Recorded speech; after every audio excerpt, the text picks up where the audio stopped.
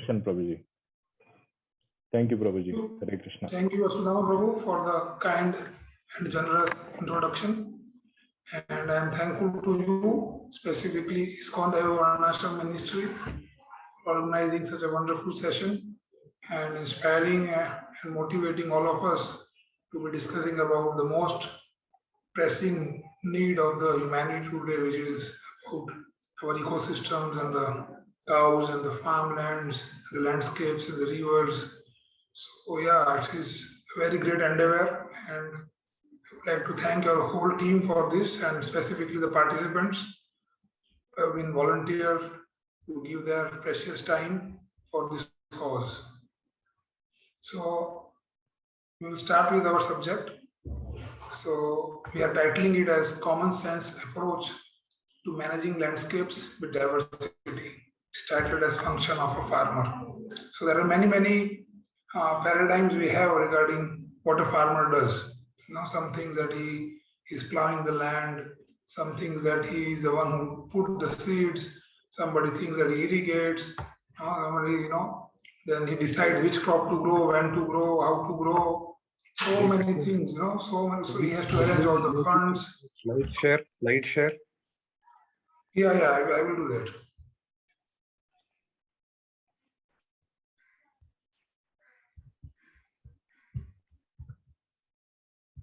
Is it done now? Not yet. Not yet. Slideshow. So we have many mindsets about who a real farmer is. So we will try to understand today what is nature assigned job to a farmer and who all are farmers. Is it visible now or no? No, that's It's visible. Yeah. It's visible, Prabhu. Make it maximize. Slideshow. Yes. Slideshow. Okay. Yeah, yes. It is coming. Yes. Done? Yes. Thank you. So this is our generic context. So whatever we are going to speak through the whole sessions, not today, but till the end of all the 8 sessions, will be totally focusing on this. So we don't want to deviate from this, and we strongly believe that if all our decisions will take us towards this context, we will achieve our goals. So I would read this context for you. We want stable families living peaceful, healthy lives in prosperity and physical security, while free to pursue our own spiritual or religious beliefs. We want adequate, nutritious food, clean water, clean air from fertile landscapes, with time for family, friends, and community, and leisure for cultural and other pursuits. We want real education in contextual decision making, live in harmony as a being in the ecosystem we live in, which will be brought about by behaving. So now we are starting the behavioral aspect. The beginning points were all what we want. But now, if we want to achieve those things, how we are supposed to behave, it should be brought about by behaving with integrity as a being with all life forms, by ensuring them to live their lifespan performing their functions. Being open, tolerant, non-judgmental, honest, and respectful, ensuring mutual respect and support for team humanity as we live with each other and our environment in harmony. All of this to be ensured for many generations to come on a foundation of regenerating soils and biologically diverse communities on Earth's land, in our rivers, lakes, and oceans. So this is our focus. So it is very important that whatever I speak should help us to achieve this. So if I'm speaking anything which is deviating from this, kindly question my words. And we will proceed with the session, and in the end we will have time for question answers. So if during the session, if you have some questions in mind, please note it down on a piece of paper, or you can text it on the chat box, and we will ensure that try to answer all the queries if there are any.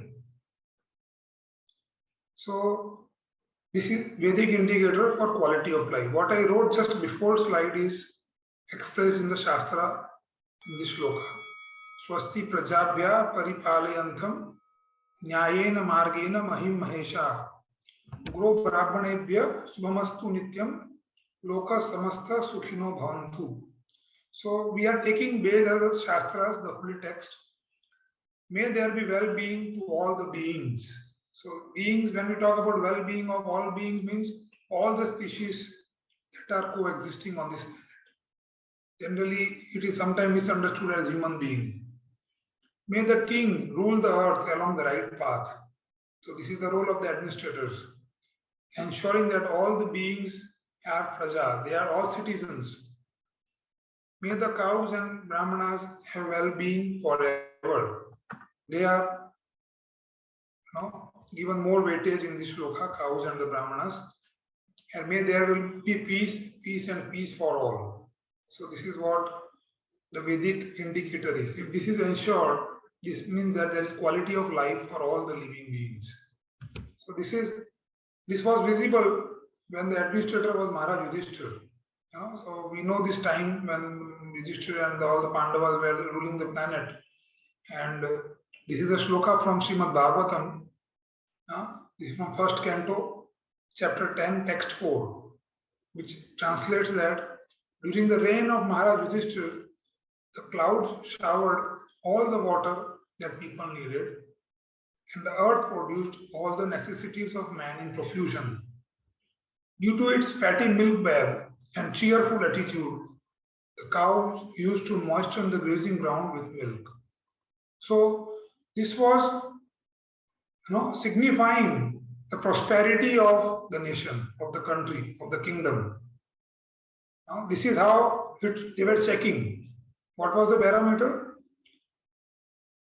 Availability of excess milk was seen as an indicator of the happiness of cows, which in turn indicated a thriving ecosystem. Now, this is what we are going to understand through the whole sessions, that how the happiness of cows or the excess milk with the cows is linked to the thriving ecosystem or the success of a nation's management. This is how Yudhishthira Maharaj was checking it.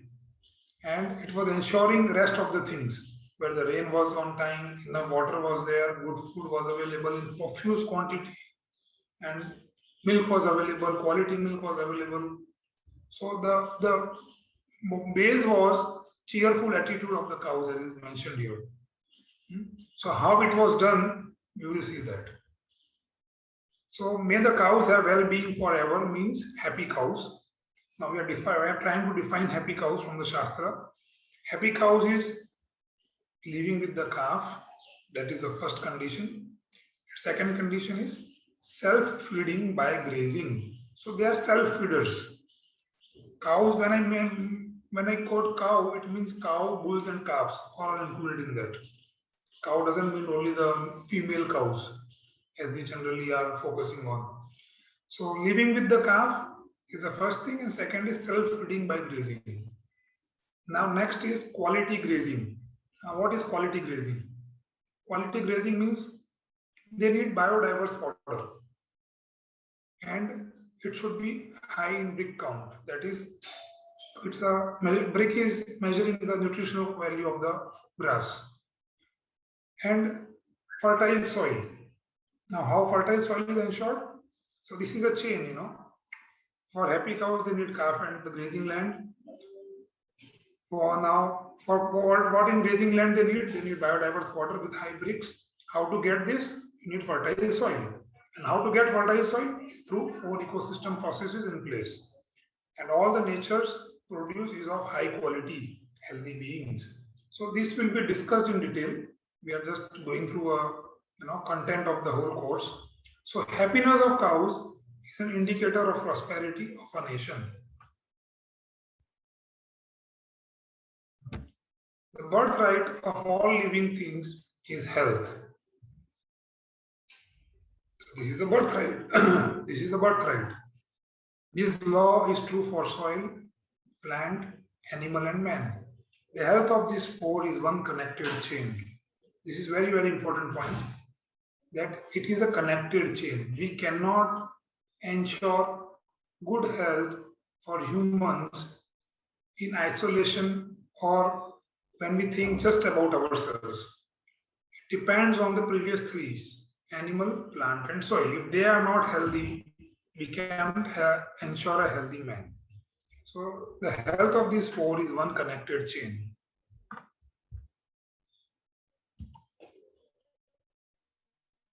This is a very, very important slide to understand.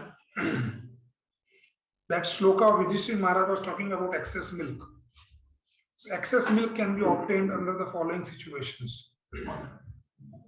First is, which are consuming fodder with brick, when the cows are consuming fodder with high brick level, as a result of which the milk production is more than the requirement of the calf. So it's very simple.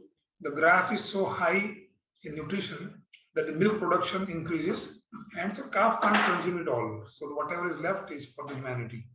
Then the cows are consuming fodder with high brick level, as a result of which milk quality is high, resulting in the calf being satisfied with less milk, because the quality, the nutritional content of the milk is so high that the calf is satisfied drinking less. It feels that contentment, and so there is excess milk.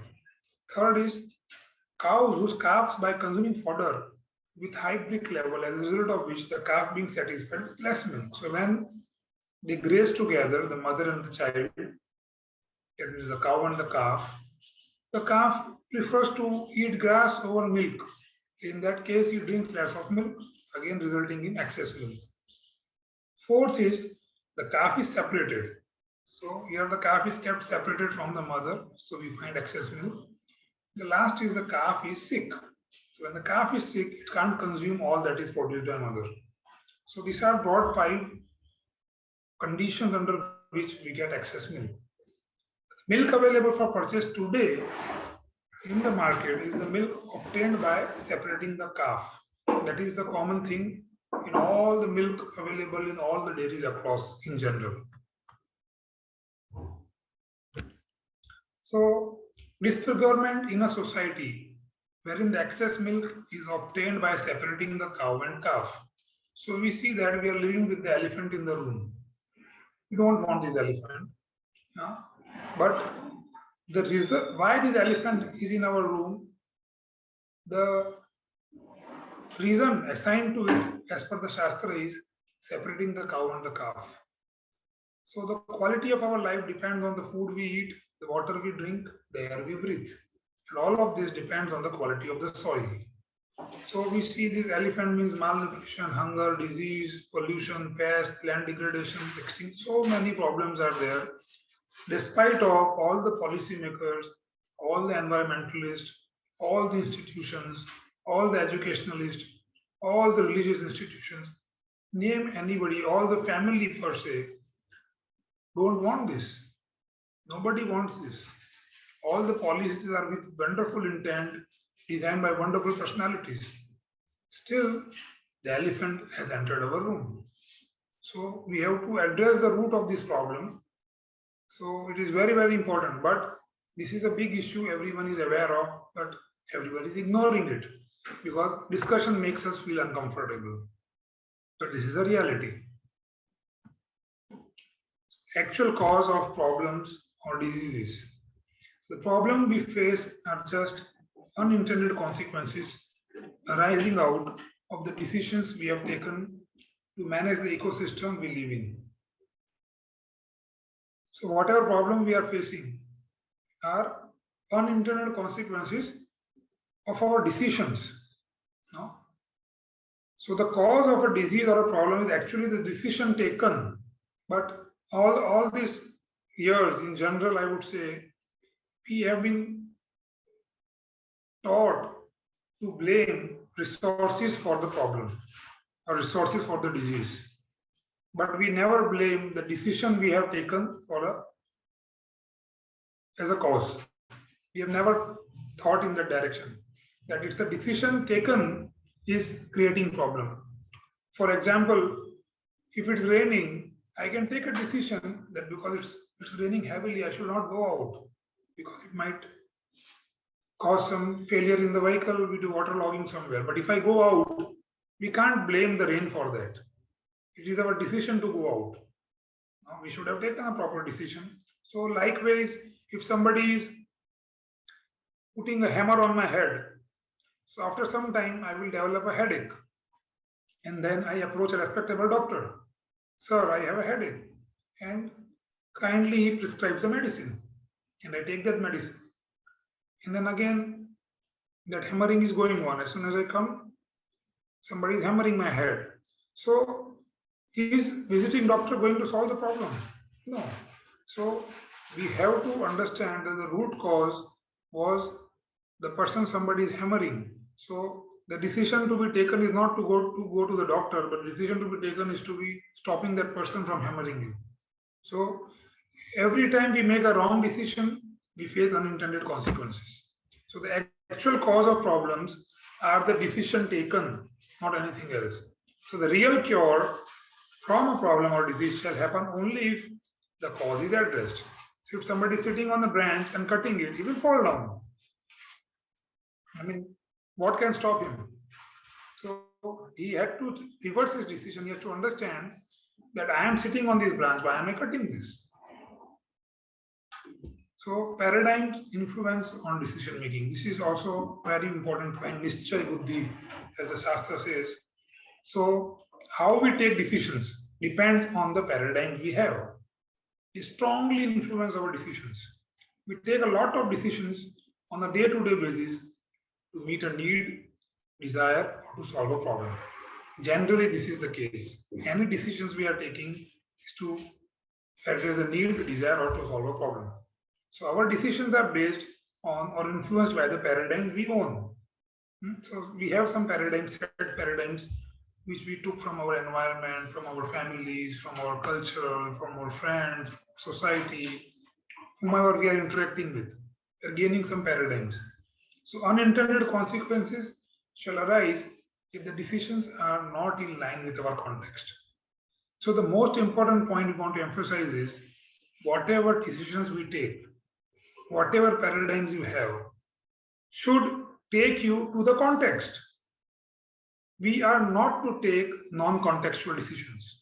So one of our point in the contextual slide, first slide which I showed today was, we need an education which teaches us to take contextual decision making.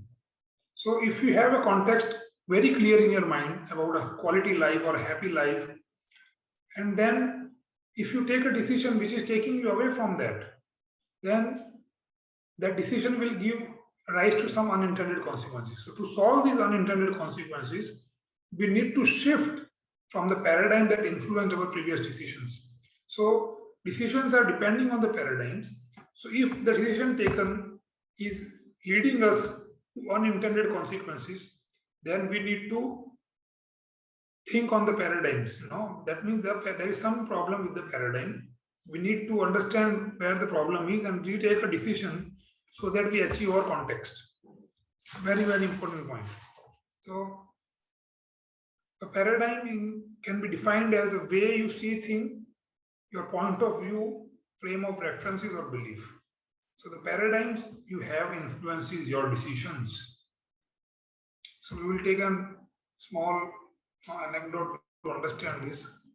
There was a group of scientists and they placed 5 monkeys in a room, and there was a ladder in the middle and some bananas on the top of it. And as we all have seen, whenever the monkey sees bananas, they would like to eat it. It's quite natural tendency, right? But when the monkey started to climb up the ladder, the scientists, they put a cold water shower on the remaining monkeys who were seeing him climbing up. So after some time, no monkey dared to go up the ladder regardless of, because if they will go up, the other monkey started beating out of the fear that somebody will beat me. I think this slide was interchanged. 1 second. Sorry, no. So because whenever a monkey was going up, the other monkeys are beating in the fear of a cold shower. So after some time, no monkey decided to go up because he knew that if I will go up, they will beat me. Then the scientist decided to substitute one of the monkeys. So now in the room, there are 4 old monkeys and 1 new monkey. And the first thing the monkey did is go up the ladder. And immediately the other monkeys beat him up. So after several beatings, the new member learned not to climb the ladder, even though he never knew why. Because he has never seen the cold shower, right? He just saw that whenever he goes up, some people beat me. So now the scientist started changing the monkeys, and gradually, one by one, second monkey was substituted, and the same thing happened. When the second monkey came in, he was the new one. He started climbing the ladder, but the 3 old and the 1 new, the 4 of them started beating him. Then the third was changed, he again started going up, the remaining started beating him. The 4th was changed, again they started beating him. Finally, the 5th monkey was replaced. So now there are 5 new monkeys in the room, and they are all trained now that if any monkey go up the ladder, you have to beat him. But they don't know why. They have never seen the cold shower. So what was left is these 5 new monkeys that even though never received a cold shower, continue to beat up any monkey who attempted to climb the ladder. So if it was possible to ask these monkeys why they would beat up all those who attempted to go up the ladder, I bet the answer is, I don't know. That's how things are done around us. Does it sound familiar? This is how paradigms are coming up. So we should never let our education limit you from learning new things. You know? These monkeys, though they were getting tempted, but because out of the fear of beating, they were not going up. And they didn't knew any reason why should we beat, but it was a system. Rather, I would put the word अभी traditional हो गया ये, traditional है, सब लोग ऐसे ही करते थे. Yeah, this is a new subject now. Managing complicated versus complex systems. So all technological inventions are man-made. Whatever we see, all the technological things are made by us. It is a connection of parts, and hence damage of one part leads to stoppage of the equipment. So we all know this. If you have a big, expensive 4-wheeler car, say Mercedes, and if one of the part is missing, then the whole system will stop. You can't drive it anymore. So complicated that it will not work anymore. So you have to replace that part, and once that is fixed up, the machine starts working. So this is what we call man-made. This is a characteristics of anything which is man-made. But nature is not man-made. We are just managing or orchestrating it. So even by wrong management of the nature, it doesn't stop functioning. Instead, it self-organizes and keeps functioning. It will never stop. So even though we have done a lot of mistakes in the management of the nature, we have seen that it has never stopped working. It will keep functioning, but with unintended consequences. We didn't want it to some consequences, but we have to face those. So in the form of some disease or some problems. So nature is self-organizing and relentless. So which means that nature is not to be managed in parts, but as a whole. Like that car is having many parts. If one part goes off, it stops functioning. But here, even though something has gone from the picture, it is still functioning, but some unintended consequences are seen. But it is very difficult to understand. So hence, there is no room for competition in nature. It is so complex that our way of management is just cutting down things. Okay, this is what to do with the wool.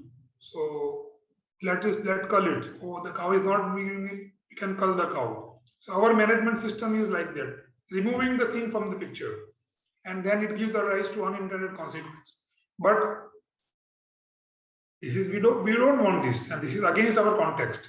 Our context says that all the life forms will be allowed to live their lifespan. They will be allowed to live their lifespan. We are not going to intervene in it. Nothing intervention should be there. So we use fertilizer, pesticides to increase production, weedicides, all these things. This is not new for you. We have been hearing about this, reading about this. So we are poor in managing it. This has resulted into, now we are seeing what we are wearing mask every day, right? This is the result of that. Poor management. Now we have to cover our faces. So human beings are the only species without a predator. All other species are our resources.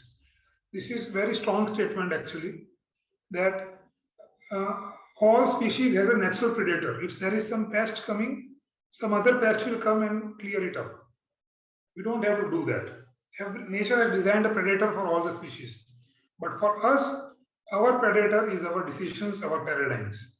So we just have to correct that. If we have a proper mindset, then we have nothing to worry in this nature. The whole this nature is to support us achieve our context of life.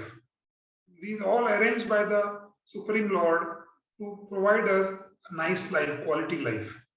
But because of our poor management, we are blaming other species as a problem rather than treating them as resources. So everything provided is a resource. Anything that comes as manifested in the nature is a resource provided to us for free.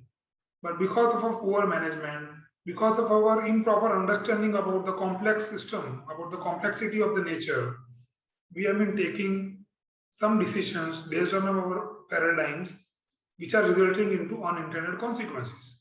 So now we have to admit and accept that if some consequences are coming unintendedly, which we don't want, which are not taking us to our context, then we have to redefine our understanding about our paradigm and undo our old decisions and take new decisions. Otherwise, things are not going to change. We cannot achieve a different result by doing the same thing again and again. So we need only a conscious human being shall have the skill to manage complexity in our system. This is also important, that we need to be conscious about our surrounding. Then only we can develop a skill to manage the complexity in the ecosystem. Right now, as you see on the left side of the slide, we are into anthropocentric mindset, I, which we call here human doing. All decisions we make do not consider the well-being of the other species. This is how we are trying to manage. We just are self-centered, but nature wants it different way. Nature means we, not I, not human doing, but human being. So we are one among the other species coexisting on this planet. We are not the only. This planet is not created just for us. So that is the mistakes done in our paradigms and decision making, as we say. So all decisions made simultaneously considers the well-being of all the other species. This is very important. This is from Bhagavad Gita. It says, Prakrite kriyamanani gunai karmani sarvasah ahankara vimudatma tatvaham iti manyate. So the bewildered soul, under the influence of the three modes of the material nature. Vasudham Prabhu, can you please mute? Somebody is got unmute on its own. Thank you. So the bewildered spirit soul, under the influence of the three modes of material nature, thinks himself to be the doer of activities which are in actuality carried out by the nature. So everything is under the control of the supreme nature, and we are just part of it. This is a very famous shloka you all would be knowing. Om Purnamadaha Purnamidam Purnata Purnamudachyate Purnasya Purnamadaya Purnameva Vasishyate. The personality of Godhead is perfect and complete. And because he is completely perfect, all emanations from him, such as this world, phenomenal world, are perfectly equipped as complete wholes. Whatever is produced of the complete whole is also complete in itself, because he is a complex, complete whole. Even though so many complete units emanate from him, he remains the complete balance. So we should ideally be operating on this platform. We should be clear, we should have our paradigms corrected to this. This is the paradigm given from the Shastra, that everything is complete. Everything is manifested by the complete personality, and everything works in cooperation. There is no competition. So when they work in cooperation, the picture appears to be bigger. So each species is something that is simultaneously a whole in and of itself, as well as a being of a larger whole. So as you see this circle, they are also complete circles, but they are still part of a larger circle. So there are some highlights of this paradigm, or I would say some peculiarities or features of this paradigm, what we just read. So this paradigm says that system we are living in is syntropic. Syntropic is the more you grow, the more resources it generates. So, but current our paradigm says that when we consume things, it diminishes. But the Vedic paradigm says that more you grow, the more resources it generates. Increasing population doesn't increase the resources in the ecosystem. So currently we are looking at population as a problem. But this paradigm says increasing population doesn't deplete the resources in the ecosystem. So population is also be viewed as a resource. The resources are available at the site. No need for any inventions. So whatever we need to achieve our context is available at the site. No difference between farm and the farmer as we are being in the farm. So as on the farm, we understand there are so many living beings there already. So we are also part of it. So we are one of it. So we are also part of the whole system. While technology is sometimes important, biodiversity is much more powerful for creating a future we want. Nature is self-organizing and relentless. There are no parts in nature. Thinking in whole is critical to making better decisions. So nature works in cooperation and not in competition. And these are important features of the Vedic paradigm. So there is a need of paradigm shift from human doing to human being. We cannot solve our problems with the same thinking we used when we created them. So that is why we need a shift. So our contextual management theory says that it is a decision-making process that enables us to simultaneously consider. We have to consider these four things whenever we make a decision: social aspect, spiritual aspect, environmental aspect, and economical aspect. All these four should be considered before we arrive at a decision. If we ignore any of this, we will not achieve our context. So this is a tool rather to make a decision. And most important part is they should be simultaneously considered. When you take, not that I will consider environmental aspect now and 3 I will think of later, not like that. All of the 4 things should be thought of before we make a decision. Otherwise, there will be unintended consequences. So in order to reduce these consequences, unintended consequences, while trying to achieve the quality of life we want to live. So this is very important. You know, if you want to achieve our context, if you want to achieve the quality of life, then all our decisions should consider these 4 things. Yeah, now we'll take example. Function and utility. This is a paradigm we have now. We will discuss on that. Now, what is a function? It's like dharma of a living species. The purpose of a person or a thing or an activity that is natural to, why that particular thing or a species was created. That is a function of. And utility is the state of being useful, profitable, or beneficial. So this is assigned by us on it, utilities. Like for example, writing pen. So writing pen is created to write. That is the purpose of, that is the function of a pen, to write. Sometimes we use it for scratching our back, while writing it. But nobody purchases a pen to scratch the back. So utility should follow the function. That is the message here. We cannot focus only on the utility aspect of the thing or a person. We have to be focusing on the function. Yeah. So the function of the coconut husk. So generally we see on the coastal area, there are so many trees for coconuts, and when the coconut fell on the ocean, it will gradually come on the shore and the tree will manifest out of it. So that is the function of the husk, that should not drown If it drowns, then the new trees will not grow. So the whole coastal belt, whatever trees we see, nobody is planting it. So this is nature's arrangement. But we have to understand it. That the purpose of husk is to keep continuing the growth of these new trees. But because we are changing, we have not understood it, we have started planting these trees in non-coastal areas where we have to do a lot of irrigation now. So that comes to a decision making, whether it's a correct decision to do it or a wrong decision. So again, we go back to the context, we'll check the context, and then accordingly we will take the decision. So all the decisions should take us to our context.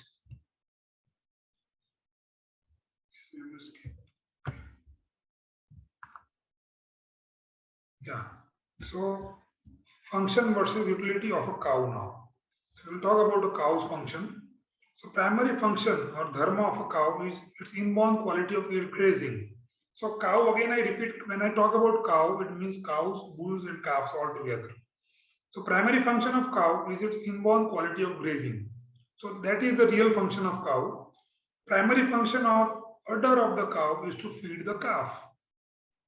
Now the utility is fixed up is primary utility fixed on the cow is for milk and bull for traction. This is what we have done. Or whenever we see a cow, what we see? Oh, cow means milk, bull means is for traction. So what has happened because of this? We are keeping utility before the function.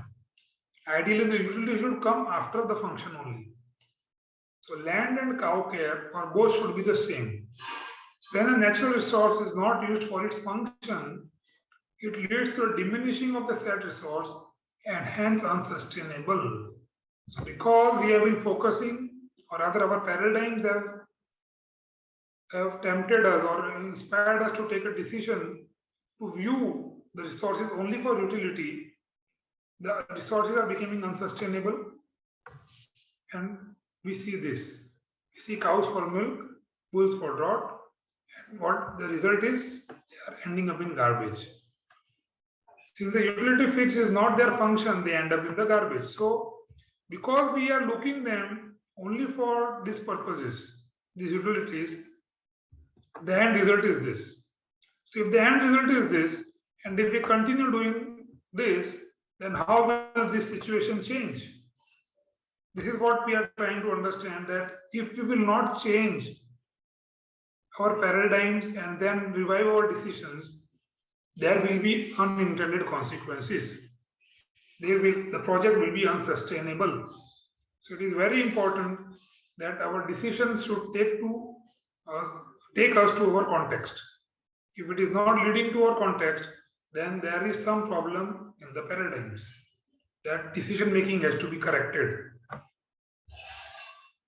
This is a shloka from Srimad Bhagavatam. It says that the bitter expression of Kali on the cows are cited in Srimad Bhagavatam 117.3. Although the cow is beneficial because one can draw religious principles from her, she was now rendered poor and calfless. Her legs were being beaten by an uncivilized.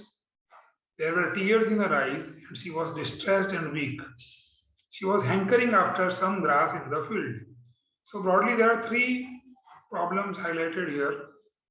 If we can solve this three, we can achieve the quality of life as per this shloka. So what are the three problems?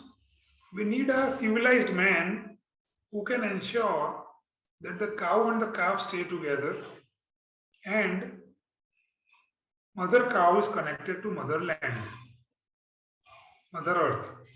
Because what is written last point? Hankering after some grass in the field. She is hankering for grass in the field. Right now we are keeping her in a restricted confined area and feeding her grass. But she is hankering for grass in the field because fields have no grass now for her. They are not allowed to graze. And her primary function is to graze. Primary function of the udder is to feed the calf. So now the calf and the mother is separated. So how will the udder perform its main function? It is just look for the utility. So we need a civilized man who can ensure these two things. And then the situation will change. These things are not addressed yet. Calves are separated from their mothers. Cows not taken care of by civilized man. Cows are separated from land and are stall fed in Sauchalayas. We are writing Sauchalayas, people say it Goshalas. Sauchalaya is because they pass stool and urine there and they are fed there. So generally, the feeding place and the stool, where we pass stool, these places are separate. But for cows, it is not like that. So only when these three abuses are addressed, can we expect the cows to be happy and any project with cows to be sustainable. So as we were discussing in the case of Yudhishthir Maharaj, the cows are always in the grazing field, they were always with the calf, ensuring all the prosperity because they were happy. Now, what are the consequences? We might be curious. Why? What is the problem? So, because all these ages we have seen that they are separated, cows and the calf. So, Shastra is mentioning what is the problem when we do that. So, what the Shastra writes is from Rig Veda and Atharva Veda. Milk derived forcibly from the cow is poisonous and leads to innumerable, incurable diseases. So, this is the problem.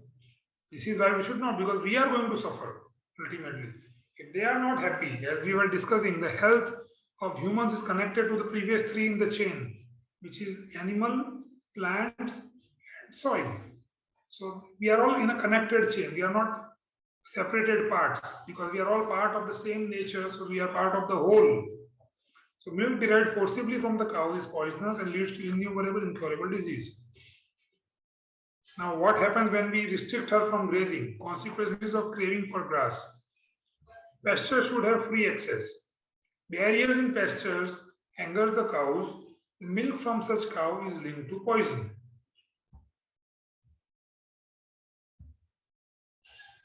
Consequences of keeping cows in confinement. Such a person in society that keeps its cows in confinement in their home suffers fall from grace of learned people and God. Those ill-advised who do not devote their time and labor for utilizing the family cow and cultivate organic crop, they suffer through pest, insect, diseases thrown by Rudra. Rudra here is the controller of harmful disease caused by microbial agents. This is consequences of farming without cows.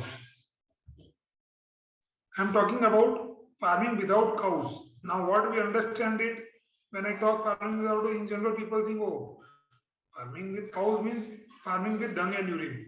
So I would repeat, farming with dung and urine is a separate subject and farming with cows is a separate subject. So what the Shastra recommends is farming with cows, not farming with dung and urine. That is a different thing. But when you farm with cows, it ensures that we are farming with dung and urine. But the center is cows here. Giving dung and urine does not ensure happiness to cows. We are talking about keeping the cows happy. Giving milk does not ensure happiness to cows. We are talking about here happiness of the cows. So giving dung and urine, giving milk doesn't ensure any happiness to them. We have to work on making them happy, giving them a good lifestyle. Then we will get a good lifestyle. So mistake number one is trying to manage cows from natural habitat. So previously we used to see this. There were grazers, a whole community, who grazed the cows. But now we have put them in a so-called more organized setup. For what? Why we have done this? So like a fish is removed from its habitat water, we remove the cows from grasslands to do factory farming. The grasslands are becoming deserts. Fruits and vegetables have gone low in nutrients. The cows are being culled. This is what is happening now. Quality of land has gone down. Quality of fruits and vegetables has gone down. The health of cows is going down and hence they are culled. So the human activity of putting such strain on the natural functions of any species in our ecosystem should no longer be taken for granted because we are going to suffer in the end. We are the ultimate sufferers. They are also suffering and we think that we are benefiting, but actually no. There are unintended consequences of these wrong decisions taken. So in Kali Yuga, cows will be honored as long as she delivers milk. This is from Vishnu Purana. Cows, the starved, dry, non-milking cows, they are viewed as a burden now. Not many people are encouraged to have cows. We see like these, flooded cow shelters because we don't have enough space, not many people to volunteer, some people understand what is the relevance of mother cow. It's more of on a sentimental platform we are operating when we see cows. So wrong decisions and their unintended consequences are still going on. That is why we see this. Otherwise, they should be grazing. So insanity, as Albert Einstein says, doing the same thing over and over again and expecting different result. So paradigm shift from utility to function is the need of the hour. We need to shift from human doing to human being. This is what we expect to understand from this whole course. Here are some examples of human doing and human being.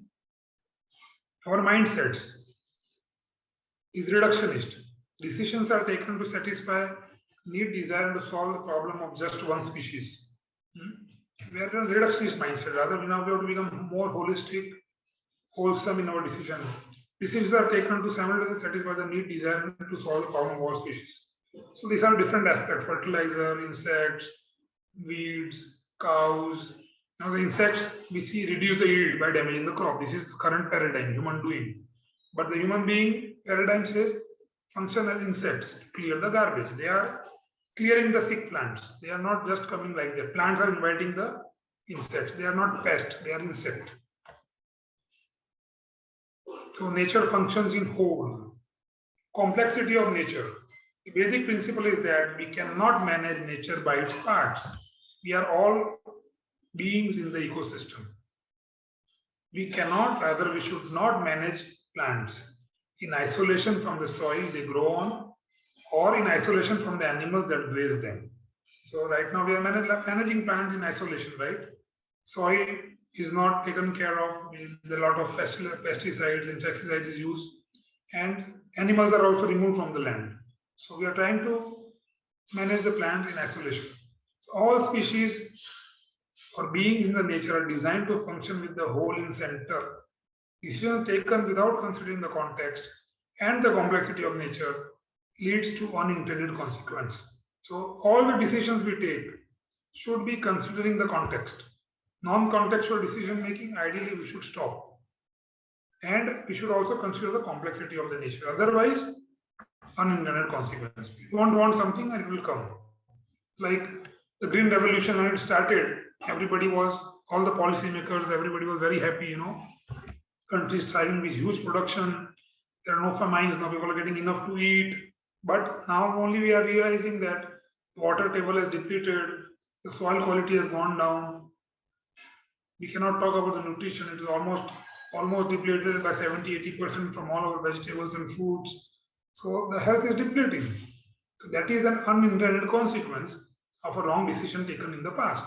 So if we don't correct that decision, because that decision is not ensuring us a quality life, then how will the quality of life be ensured? So we have to take a decision which takes us to our context, which is taking us in clearly to our context, not away from it. So are the decisions we take today to meet our needs, desire, or to solve problems leading to more bare soil? So I would like to show you a video here.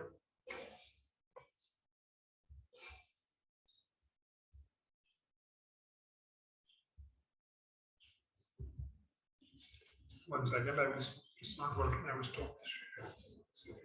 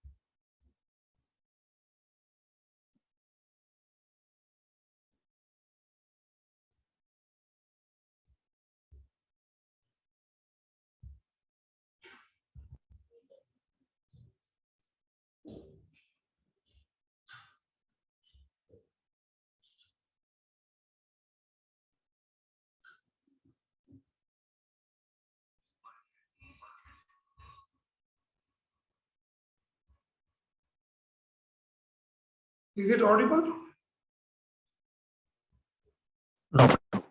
Yes, yes. Yes, Prabhu.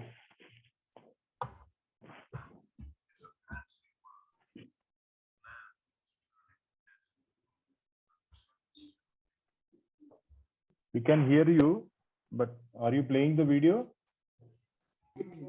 Video has not come. Oh. Video is not come.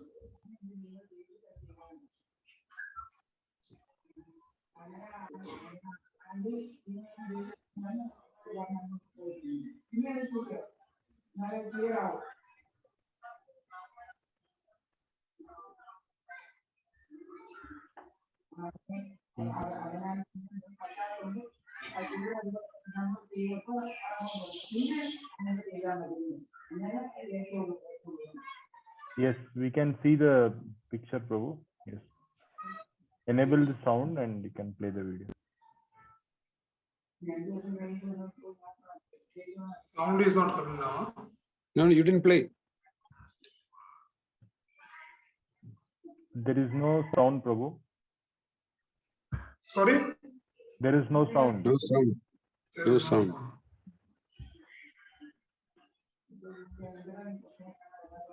You'll have to enable sound.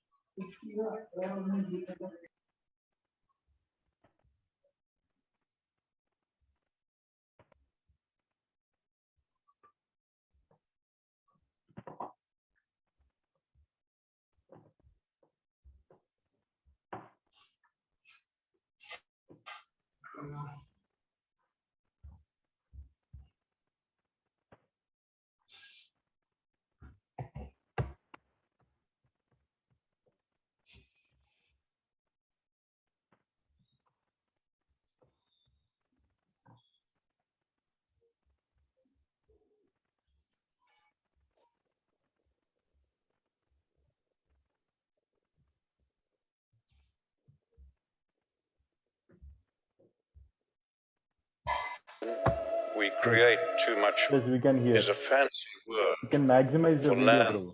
turning to desert. And this happens Sorry? You can maximize it, the video. Okay. only when we create too much bare ground. Yes, perfect.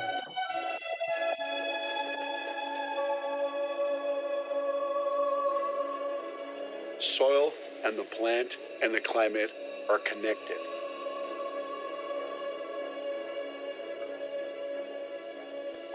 If you don't have a living plant, you're going to have more evaporation. What we want is transpiration. When the moisture leaves through the plant, when it does that, it increases humidity, and when it increases the humidity, we have more rain. 60% of our rainfall comes from the ocean. But a lot of people don't realize 40% comes from small water cycles where our rain comes from inland. What's going on is we disrupted the small water cycles. That's when you have too much sensible heat coming off bare soil.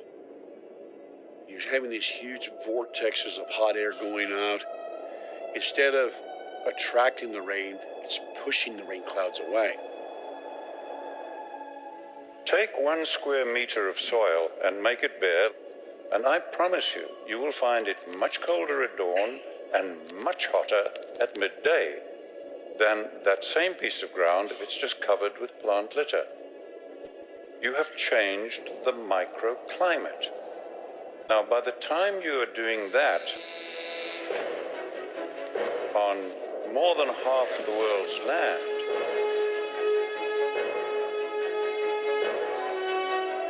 you are changing macroclimate.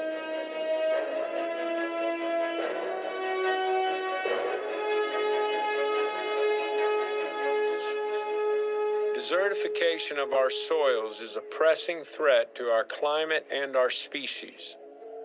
But I have for you a very simple message. About 2/3 of the world is desertifying.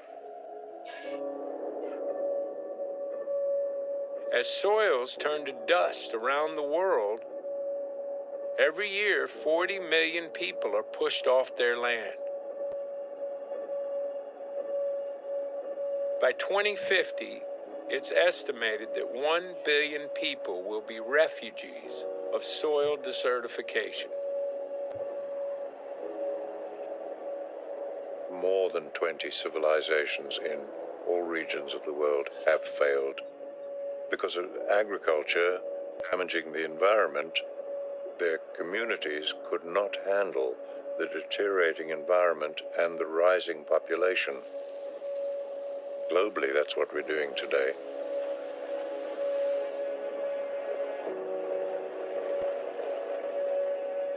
Poor land leads to poor people. Poor people leads to social breakdown. Poor land leads to increasing frequency of floods and droughts, mass emigration across borders and into cities, and it's leading to ideal recruitment conditions. What we know right now is the way we're feeding ourselves is undermining the very ecology that we're dependent upon. So the long-term prognosis for our survival on this planet, given business as usual, is very, very poor.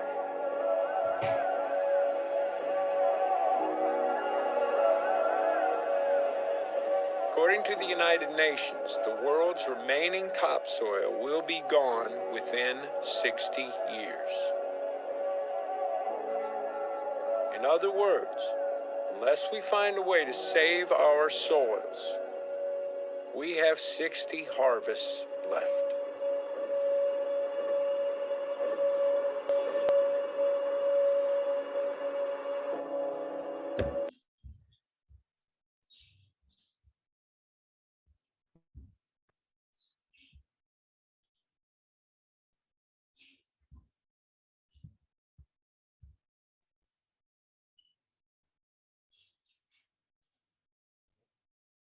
Yeah. So this was defining desertification and the cause of it. So the bare soil, as he says, 2/3 of the world land is desertifying already. That is why we see this elephant in the room. It will only grow bigger and bigger with more problems.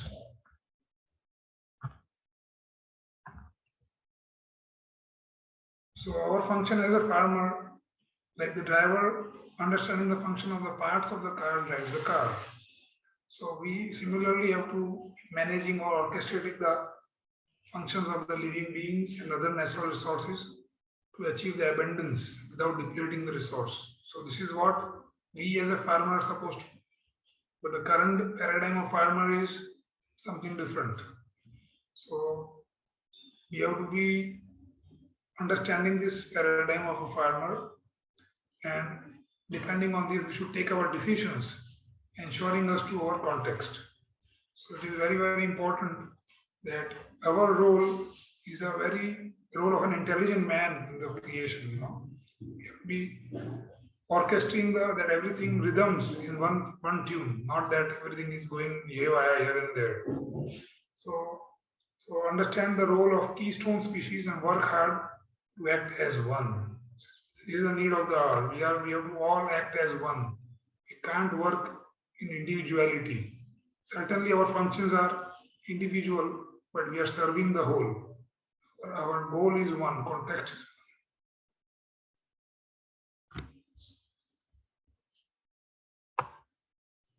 So this is what we want to achieve. Now these are our goals: increasing biodiversity, water quality, food quality, soil health, and ultimately this will lead to profit. Right now we are all into see that everything is unsustainable because the decisions taken are on ground of human doing and not human being. So we are paying a lot of money on the purchased input cost. We are not using the freely available resources to achieve our quality of life. So this is the same thing explained in another diagram, characteristics of nature's farming. We have to raise mixed crops, which we call biodiversity, preserve the soil, ensuring that there is no soil erosion, neither through rain, neither through wind. Mother Earth never attempts to farm without the livestock, so integration of land and cows. They are interdependent actually. You can't separate them. Greatest care is taken to store the rainfall, so which we define as effective rainfall. So whatever rain falls should be seeping in, it should not drain away your soil and leave your property. Each and every drop should be happily received by the land. It should not be running away. There should be no runoff. So we have to take care to that everything is stored in the soil. The soil is a natural reservoir of water. We can't make so much of water tanks, water bodies to store it. Process of growth and decay balance one another. Mixed animal vegetables converted to humus, no waste. So this is all the whole ecosystem explained here.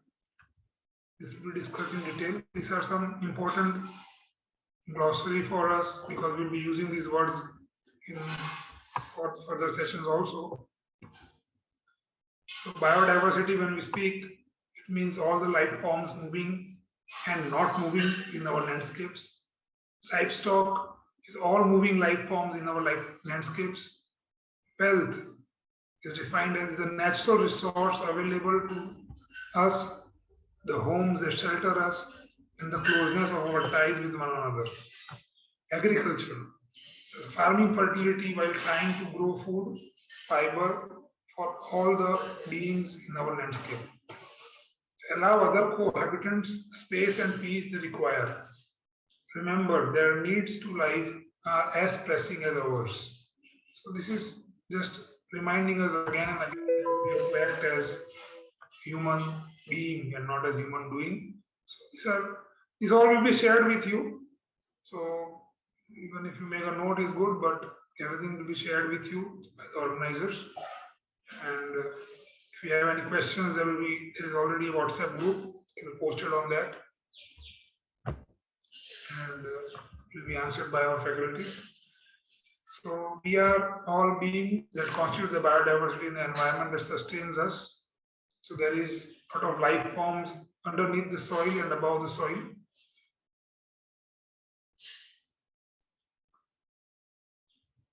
Thank you. Without agriculture, it is not possible to have a city, stock market, banks, university, church, or army. Agriculture is the foundation of civilization and any stable economy. By Alan Savory. In that video also we saw Mr. Alan Savory is a world-renowned ecologist and he runs the Savory Institute and preaches this concept of natural farming. So we have to shift from human doing, that is from our paradigms of utilitarian to human being, allowing all the species to perform their function. So we would like to conclude by reading this from Wayne Dyer. When you change the way you look at things, the things you look at change. Thank you very much.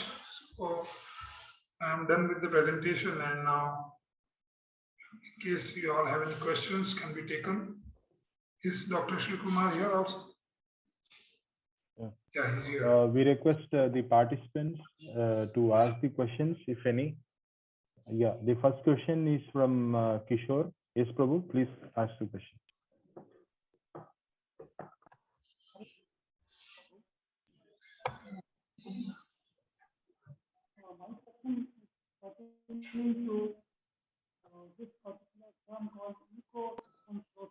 Prabhuji, your voice is not so clear. So can you please type in the chat box like yesterday, because there could be some problems.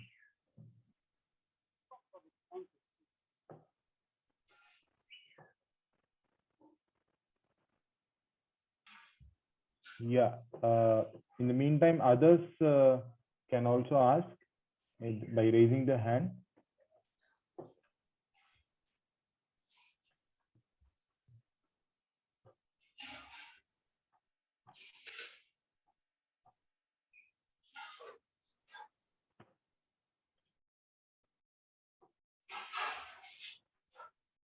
Any questions? Any more? Yeah. Sridevi Mataji, yes, you can go ahead with your question. So, yeah, I would like to get elaborated on what does it mean to, you're saying like it should take us to the context, our decision should take us to the context. Yeah, so you mean to ask what is the context? Is this what you mean to ask? Yeah, so you were referring in the slide, right? So whatever we decide, it should actually be confined to the context, so that we should get back to the context. So what does that mean? Yes, because anything, any project we start or any activity start is certainly with a context in the mind. But when the decision taken to achieve that context is not done in a contextual decision making format, as we discussed, like considering the social aspect, economical aspect, environmental aspect, spiritual aspect, then it results into unintended consequences. And all the other things, all the other life forms which are working with us in our project, because some we are engaging, some are engaged by the nature. So we have to understand that the whole nature is very complex, very dynamic, and it is functioning in cooperation. So only the other decision maker are we, because we are the orchestrator, we are the most intelligent species.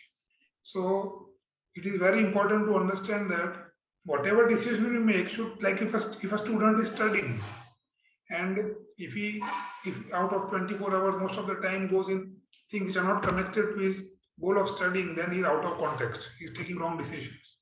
Same way, everything we do for a project should be with the context in the mind. So if, for example, we discuss green revolution, so in the green revolution, the context was not achieved by the policymakers because they wanted to ensure good health, but ultimately they could not achieve that.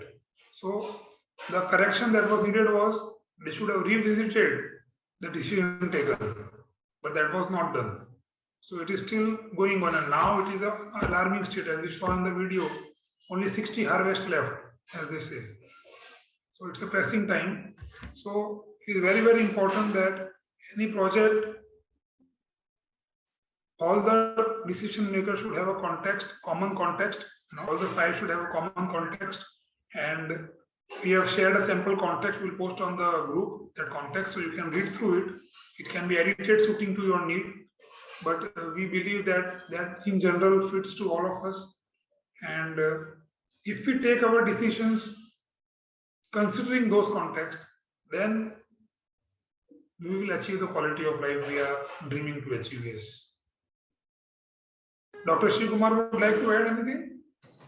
Yes, Prabhuji. See, as you rightly said that, Green Revolution had an intention. That is, they told that the population is increasing, we need to increase the production. Okay, we could increase the production, but what has happened to the health aspect? There is a lot of poison in the food. So actually, it didn't meet our context. No, we wanted clean water, we wanted clean air, but we didn't achieve our context because the decision was not considering the environment also. In only the one aspect, production. So it was not a contextual decision.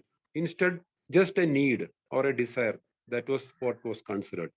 So you want to achieve the context that we want to achieve. Like, I want to live in a place where I get clean water. I want clean air. But which city can provide that? I want to live in a city. And then I want clean air. I want clean water. How can I get it? So your context is that you want to get this is how I want my life to be.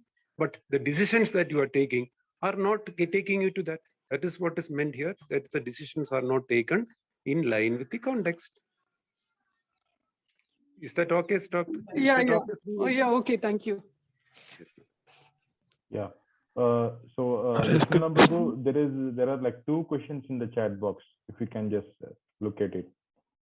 Kishore Prabhu has sent that, and then another one is from Praveen.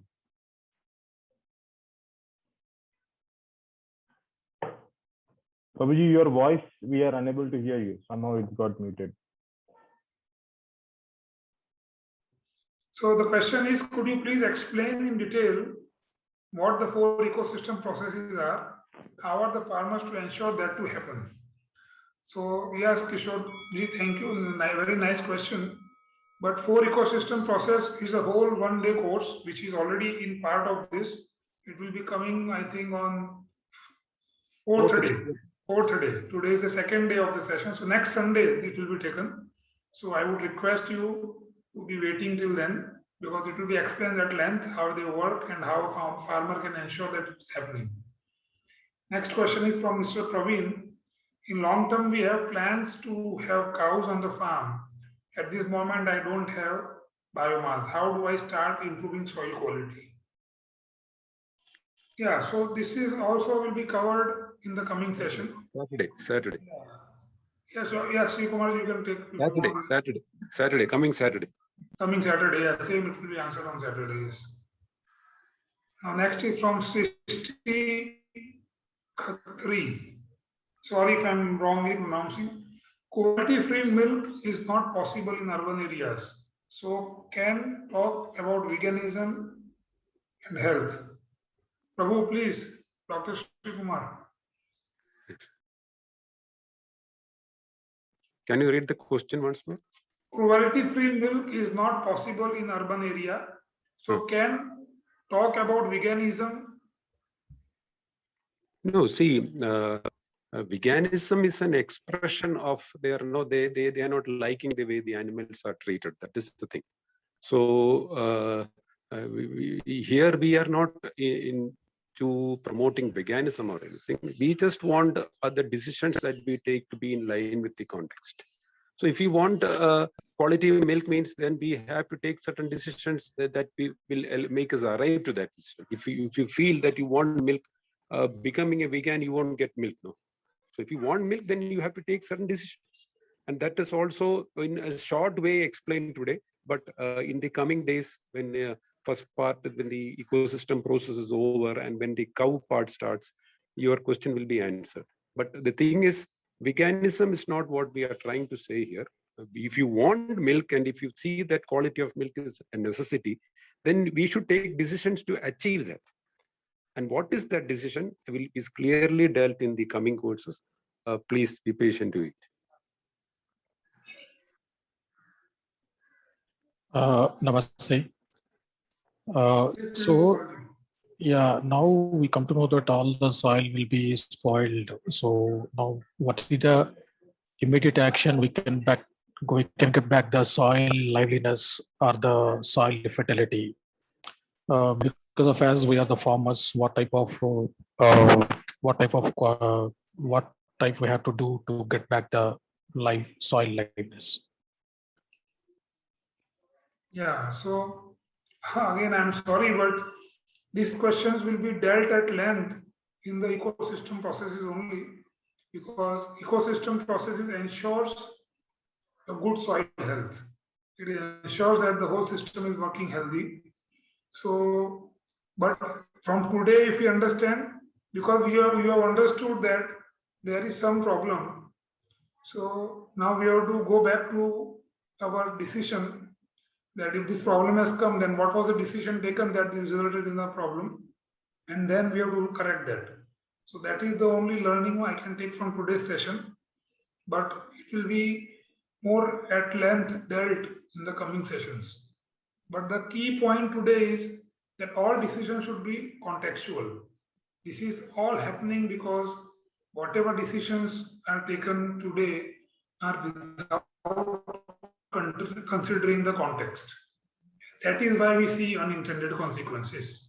So if you feel that some result has come out, but which you didn't intended it, because as we discussed, poor health, poor soil, water table depleting, we don't want this. So that means we have to at least admit that a wrong decision has been taken. And then if they're wrong, if we admit that, then we can work on correcting it. Yes. So like environmental aspect was ignored when we talked about green revolution. Similarly, we have to analyze the situation with all the stakeholders involved, and then a correct decision is to be arrived. Still, we will be explaining this as a theory, as a principles in the coming sessions. But the key principle for the whole thing is we have to learn to take contextual decisions.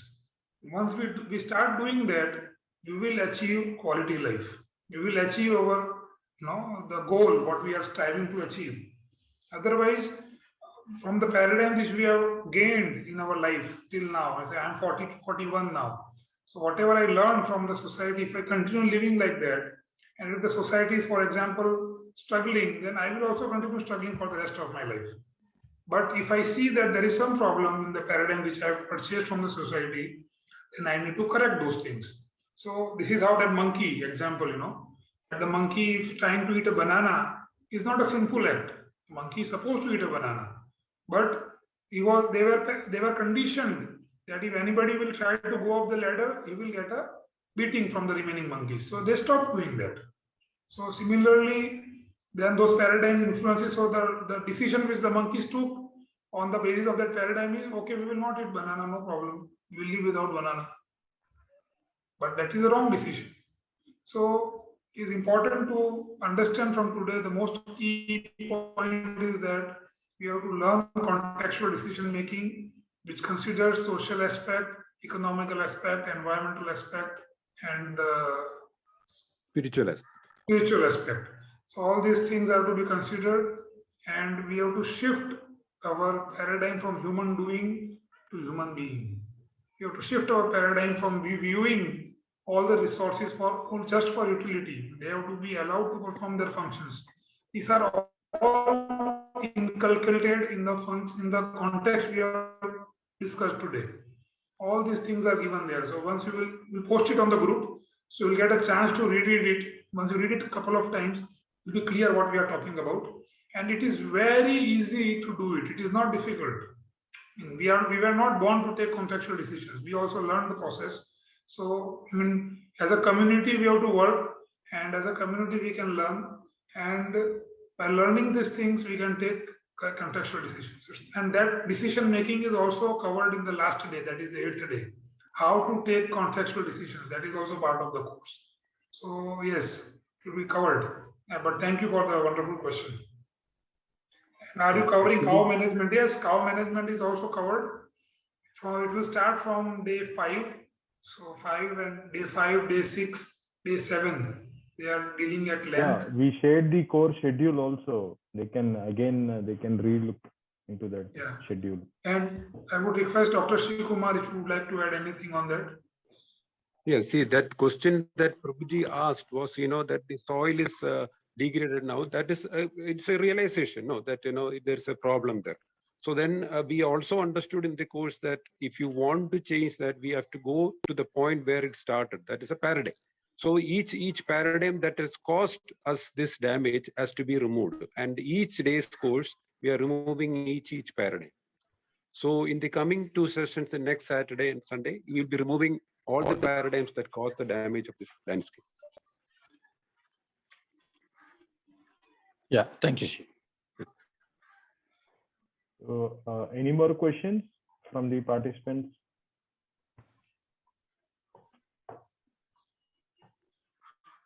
Yeah, another question in the chat box.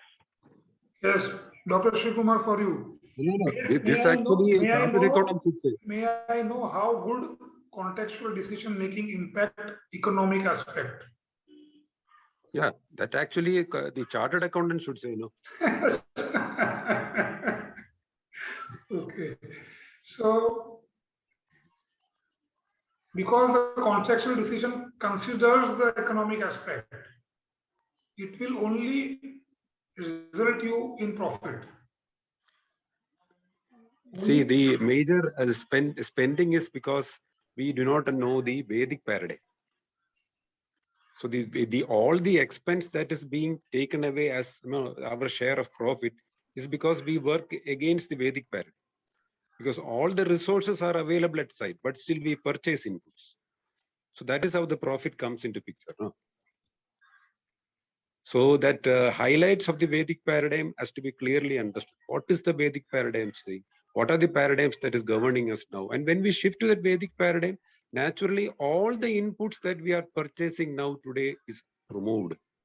Then naturally, all the expense that, for example, if you're growing paddy, the major expense that is there for the fertilizer, preparation of land, and removal of weeds, removal of pest. These four things once removed, it is profit for us.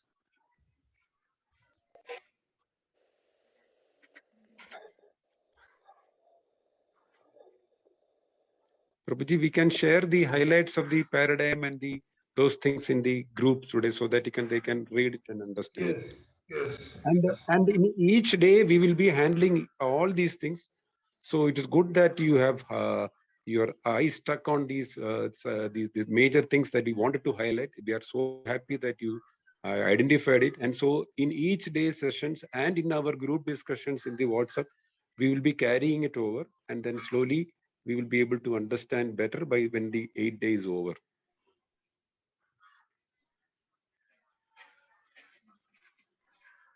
Yes.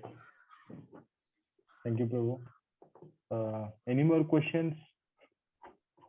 You can also ask the questions by raising the hand. See, Sridevi Madam has asked to be connected to the WhatsApp group. Is she not connected? She's there.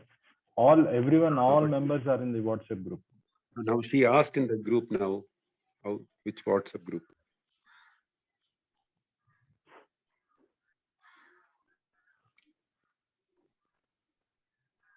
No, sure she is there. Otherwise, how would she receive the link? Please share WhatsApp group. Yes. No, but all of them have attended. All of them are there. But I think she might have exited, because today morning I have seen 2 members have got exited. She might be that Mataji. Yeah, sorry, I couldn't join yesterday. So I didn't know about this WhatsApp group. Yeah, it is there. The Mataji, she's left actually today morning. So I will again re-add you in that group.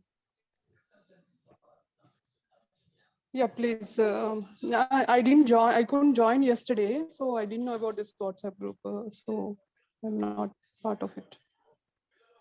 Okay. I could join. Yeah. Thank you. Thank you.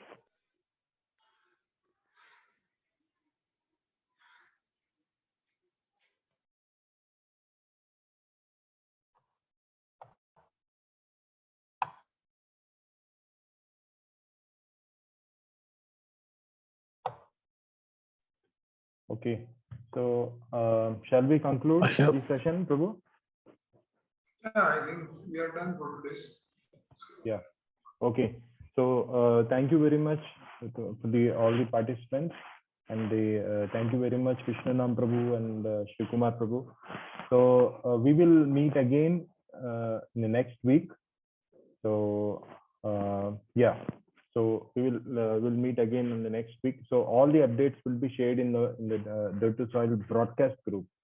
Okay. Thank you very much. And many people are also asking about the recorded videos and the PPTs. So the recorded videos will be uploaded in our YouTube channel within a week, with not more than a week, but maybe we may also upload in another 3-4 days or so. But we will not try to take for a week. But once it is uploaded, we will share the links in the group, in our official group.